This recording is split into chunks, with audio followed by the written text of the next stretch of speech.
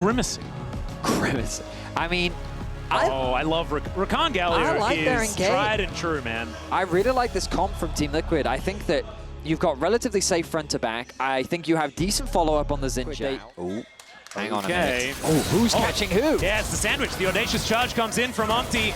He is about to get stunned up, though, and Umpty might just start this game off dead.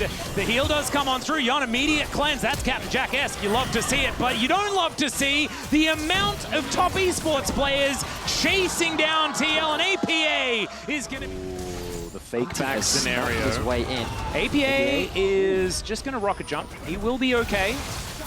And now JackieLove in trouble once again. We mentioned the flash cooldown. It is barely up and available. And yep, the door has to wear off. Deal. It's just about getting yourself into a position where you can utilize it, because TES, this can be really explosive. If they get a few kills in a row, the game can just... Instead decided to keep his position unknown. I don't know how unknown it is. He decides to go in on JackieLove, who does flash away. The rest of TL were going to make their way over as the Crescent Guard not necessarily keeping him as alive as he wants to. But Yon finds a beautiful ultimate. Umpty also flashing away Cream right in amongst it. And unfortunately, the door doesn't go multiple directions. Cream manages to take the first kill. And TL, he didn't kill one of them. Just one of them. These health bars are so low as Cord dives forward. APA flashing out of the way. Wind becomes lightning, but doesn't become anything else. And the dragon is also a problem. The arrow gonna connect. Rubs as well.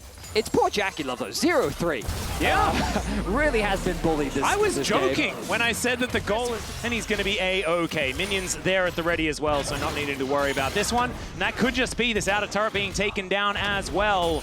I mean, Cream is 6 getting scrubs monstrous at this point. Evidence. Yeah, and if not, you've seen what a good Aurora is supposed to look like. 100%. And Crisp, he's going to get knocked up. He is a man with a door and not very many friends in this area. And so he will get stunned up. Arrow going to connect there as well, as the Crescent Guard is used interestingly. Meanwhile, teleport comes in from Cream, and the heroic entrance to try and save the jungler of TL. This is a little bit of a nightmare as Crisp has the door, but Impact just says, get the heck out of here. Rains down that punch with the passive, still finds himself in no man. 369 continues to push up. APA grouping with the team as well. Ooh, a little bit of an engagement here as Cream completely pushed away. APA finding an ultimate that he was looking for as Cream's all over the place. Meanwhile, though, Umpty taking a lot of damage. Impact as well, not as tanky as he otherwise wants to be. And it's a 1-for-1. The problem is it's a 1-for-1 and there's a lot of damage onto that outer turret into the mid lane. And control is still there from top esports.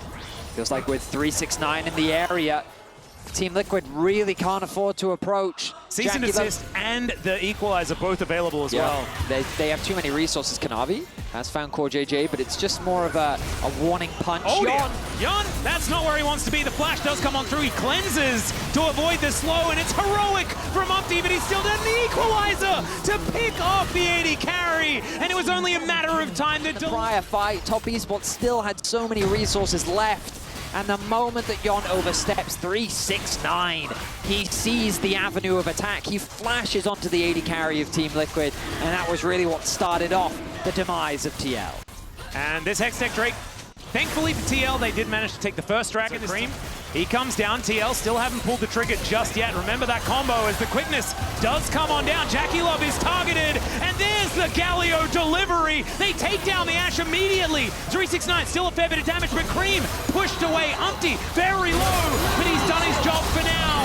Able to move his way out, audaciously charging towards Otacon as it's down to 1,000 health. It's ridiculous. They lose their jungle as Impact realizes that Kanavi's here with a smite, and he can do nothing about it. The Otacon is going to be taken. The Otacon is going to be taken. And it looked so good until it was terrible. All right, never mind. Cream going to be taken out. Here is Yon looking for even more. Crisp running. Remember, this is only them being sent back to bait. No, never mind. It was the other Otacon that I didn't even think existed as the door runs out at just the wrong time.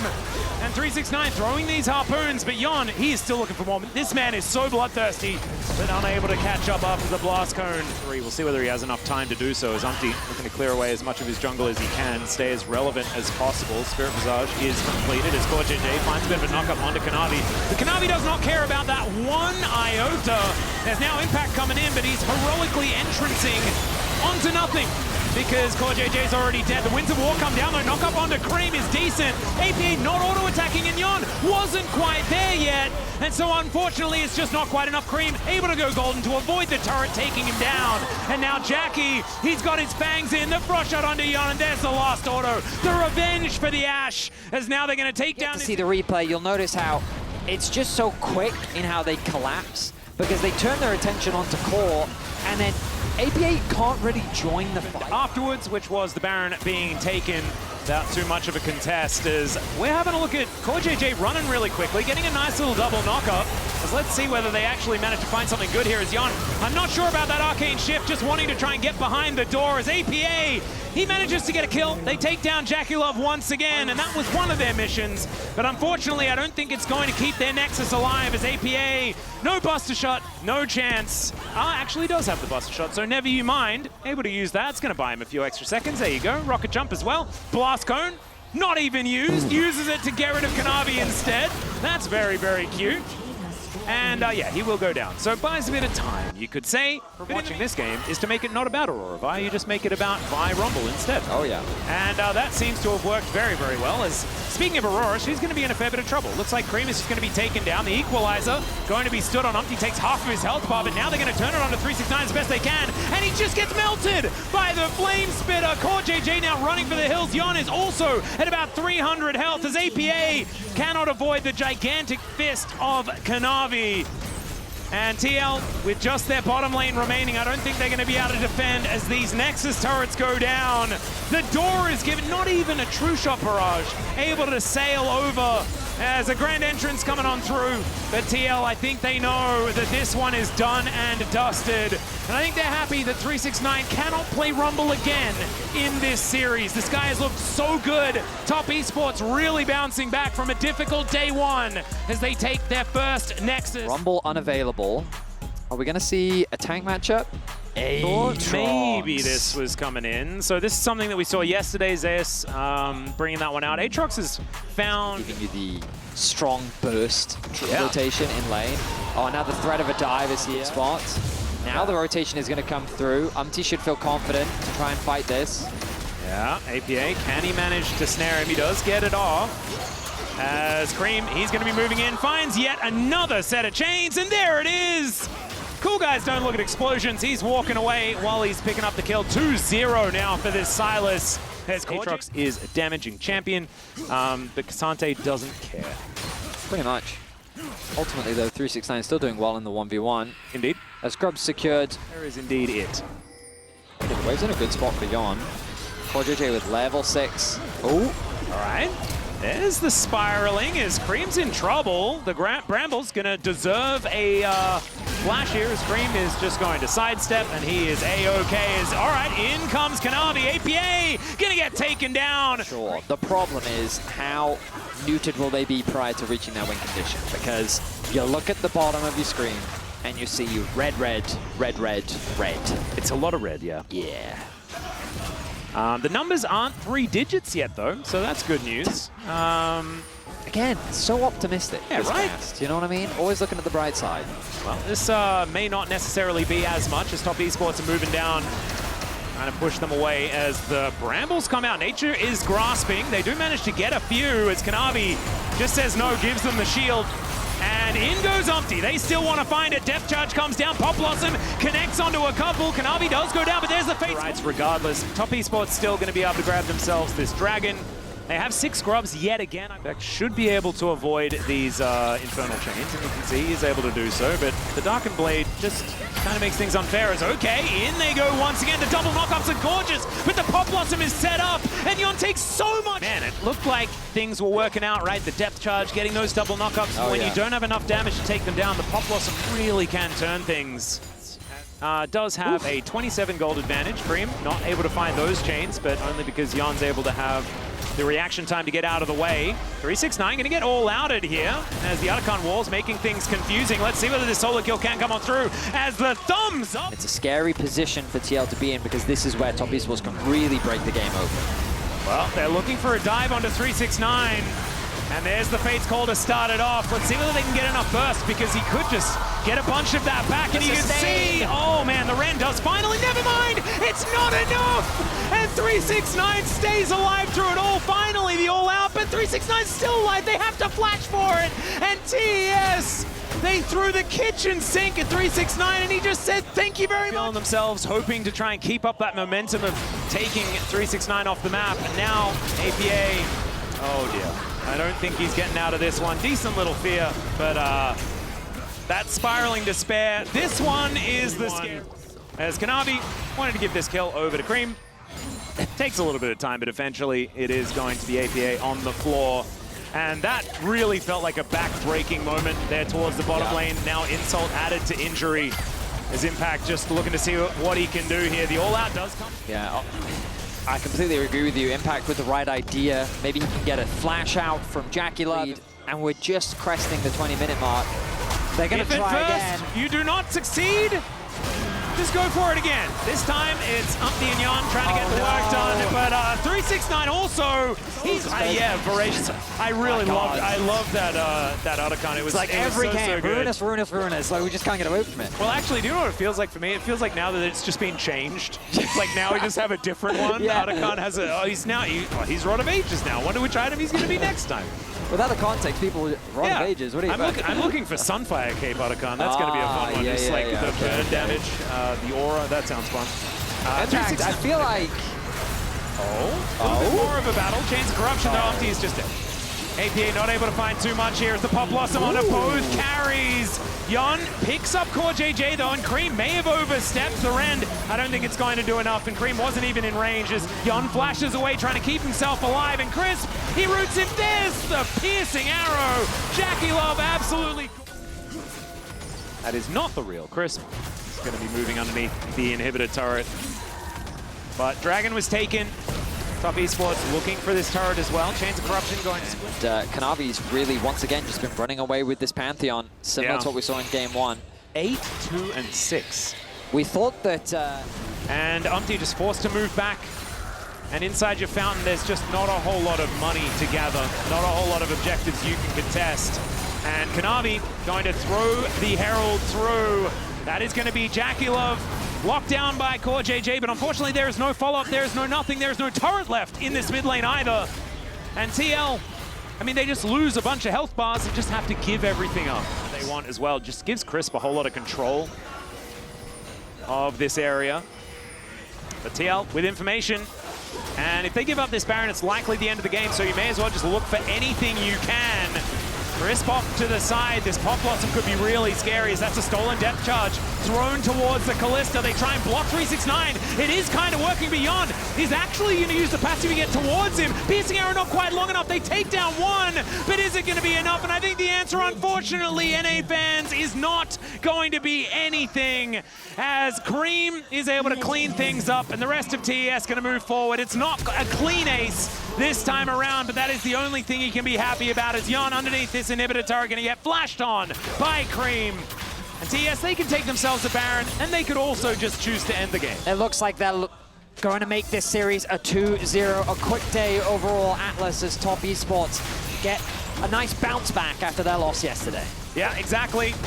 This is going to be Nexus Turret 1 focused, and Top Esports, this is exactly that bounce back that we were looking for, because some people were saying that HLE were looking like they weren't going to be contested. And Top Esports saying, no, we just had a bit of an off day. Looking absolutely fantastic here up against TL, and we'll see the desk for the first stand cooldown. Thank you so much. Guys, we're back here for a cooldown after this 2-0 from TES. Of course, are we, or are we with them? I don't know. I mean, what did you think? I mean, obviously, first game was way more playable than this game. Yeah, I know. This game, I think it was really intelligent to go for the bottom lane draft that they did for TES, because that has been TL's point of power for the longest time, and they really took that away. But once again, another really good game from Kanavi, and one of the biggest things that we could not get away from in this series for TL was, the lane phase for APA. Cream, again, had another really good opening lane phase for him. And so there were just too many points of pressure from TS this time around. that made it hard. There were some points where TL, tried to get something going with a couple of those attempts, catching them through river. But yeah, this one was all TES.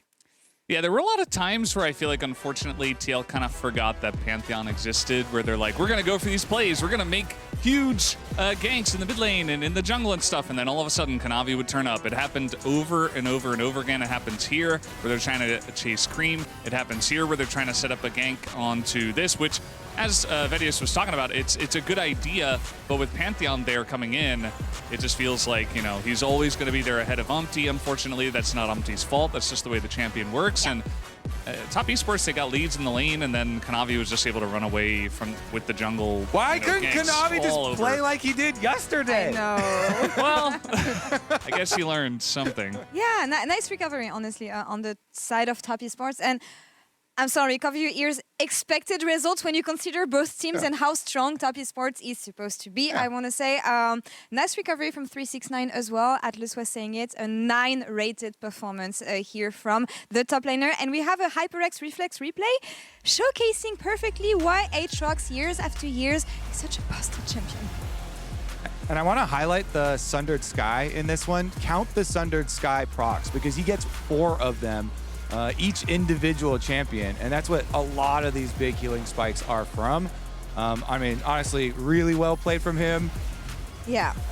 It's just, you can only dive in Aatrox so many times. As Atlas was talking about, it's like, okay, it worked a couple of times, and then eventually he gets one item. He just needs the Sundered Sky, and you're just not going to kill him. Or eventually, again, as I was saying, the Pantheon shows up, or the rest of the team shows up. So Top Esports did a great job of rotating and getting there on time to support him as well. Okay, but we did kill 369. We did. We lost 4 people for it. But it was worth it. Word. What are the main takeaways, guys, from this series? On the side of Team Liquid, signs of hope, improvements maybe, looking at the next days, and TES as one of the favorites of the tournament.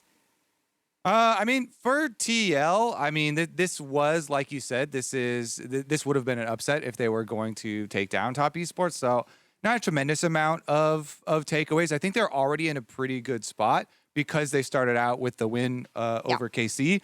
And so their eyes are pretty much squarely on CFO and that matchup because HLE looks like massively dominant and we already just lost to TES. So I think all eyes are kind of turning towards that matchup now. Yeah, that's the thing about this tournament and the format. It's like, well, unfortunately for Carmine Corp, they've already taken 2 losses. So TL, this is an expected loss, but they can kind of learn from it and say, at least we've got that 1 win over KC. We can build off of this. We can take the rest of the tournament to learn, and hopefully we can make it into playoffs through it.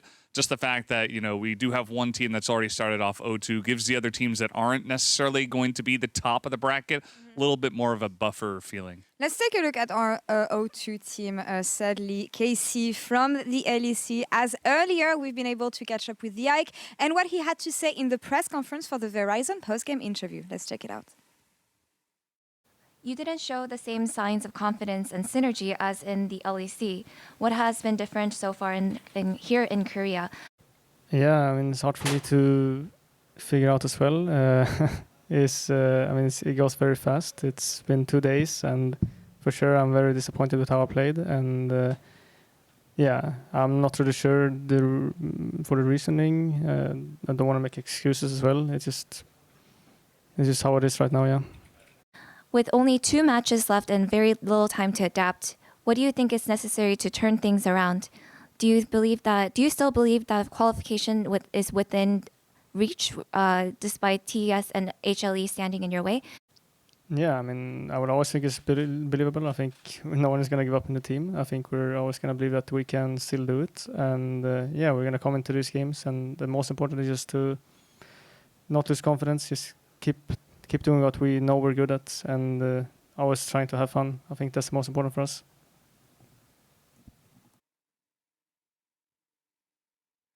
A lot of sadness here, of course, on the side of KC, but I really like the question about what they can do to turn things around. I had a chance to talk to Targamas